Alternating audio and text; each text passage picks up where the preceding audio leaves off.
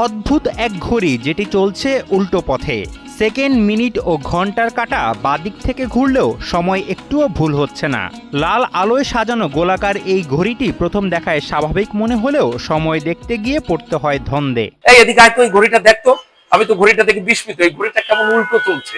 আমরা সাধারণত ঘড়ির কাঁটাকে ডান দিকে ঘুরতে দেখি, কিন্তু এখানে সবকিছু উল্টো। এমনকি সংখ্যাগুলো সাজানো হয়েছে বাম দিক থেকে। তবু সময়ের ক্ষেত্রে এর কোনো অমিল নেই। অনেকটা কৌতূহল নিয়ে এমন আজব ঘড়ির দিকে তাকিয়ে থাকেন দর্শনার্থীরা। এখানে এসে একটা আনকমন একটা জিনিস চোখে পড়লে সেটা হলো ওই যে ঘড়ি একটা মানে উল্টো ঘষছে। এটা বাংলাদেশে কোথাও মানে আমার চোখে পড়িনি, আর দেখে অনেক ভালো লাগলে আমি ভিডিও করেছি। এটা আমি ভিডিও করে নিয়ে যে আমাদের এলাকায় নিয়ে যে আমি দেখাবো বন্ধুদের। মনিহার সিনেমা হলের অপারেটর জানান, এই ঘড়িটি তৈরি করেন সাবেক চিফ অপারেটর শফিউজ্জামান মিন্টু। ব্যতিক্রম কিছু করার উদ্দেশ্যে তিনি এই ঘড়িটি বানিয়েছিলেন। আমি অপারেটর হিসেবে আছি এবং এই যে ঘড়িটা দেখছেন, এই ঘড়িটা হচ্ছে আমার উস্তাদ মোহাম্মদ শফিউর রহমান মিন্টু ভাই, ইনি বানাইছে। ইনি এখন এখানে অপারেটর করে না, উনি শরীর বয়স বেশি হওয়ার কারণে উনি চাকরি থেকে অব্যাহতি নিয়ে উনি এখন বর্তমান ঢাকায় বসবাস করছেন।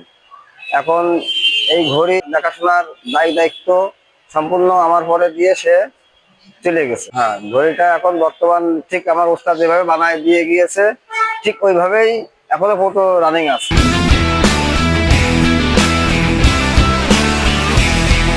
যশোরের সুপরিচিত মনিহার সিনেমা হলের তৃতীয় তলায় টাঙানো রয়েছে কৌতূহল জাগানো এই ঘড়িটি। বয়সের কারণে অবসরে গেছেন ঘড়ির নির্মাতা। তার কোনো খোঁজখবর না জানলেও তার অবদান অকপটে স্মরণ করেন হল কর্তৃপক্ষ।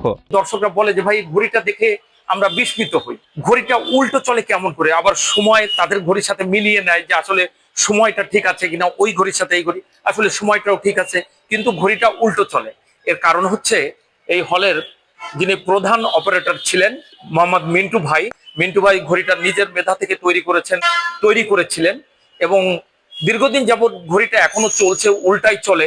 ঘড়ি সম্পর্কে বলতে হলে আমি মিন্টু ভাইয়ের কথা বলি, শহীদুল ইসলামের কথা বলি। উনি ইলেকট্রিক অ্যান্ড ইলেকট্রনিক্স দুই দিক থেকে উনি মিস্ত্রি, ঠিক ওনার মেধা থেকে এই ঘড়িটা উনি তৈরি করেছেন। এই ঘড়িটা দূর দূরান্ত থেকে দর্শক দেখতে আসেন, ঘড়িটা দেখেন। ঘড়িটা দেখার পরে দেখেন দর্শকরা ঘড়ির সামনে দাঁড়িয়ে মানে লাইভ সেলফি তোলে, অনেকে লাইভ করে। ভাই দেখেন আমরা মনিয়ারের ভিতরে এমন একটি আজব ঘড়ির সামনে দাঁড়িয়ে আছি, ঘড়িটা উল্টো চলছে, আপনারা দেখুন।